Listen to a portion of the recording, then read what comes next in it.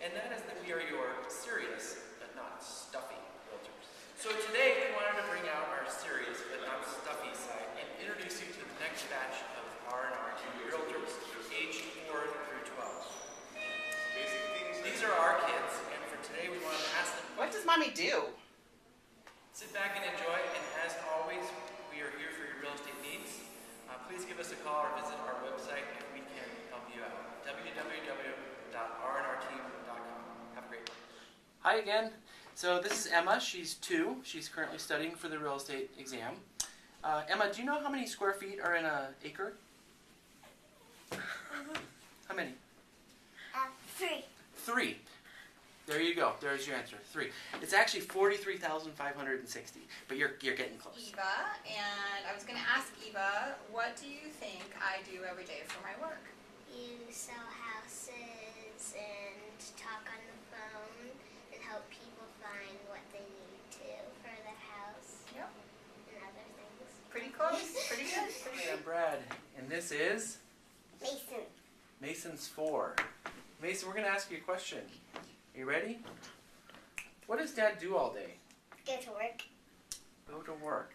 And how many houses has he sold this year? Okay.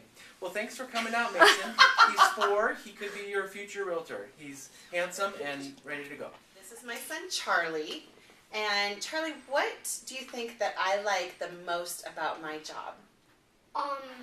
She likes showing houses and talking on the phone. Where do I go to meet a lot of people?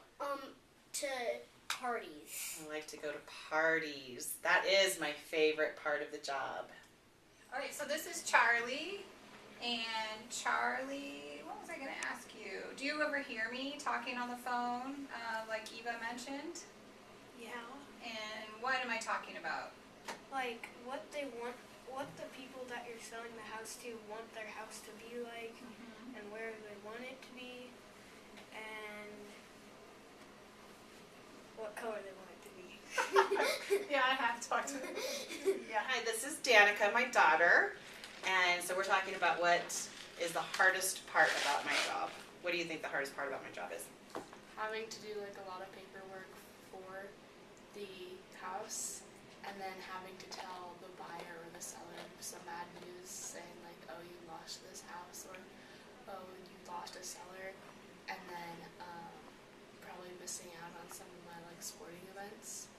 It's very true. So this is Dylan, and Dylan, I'm going to get a little tougher. So if I'm showing houses,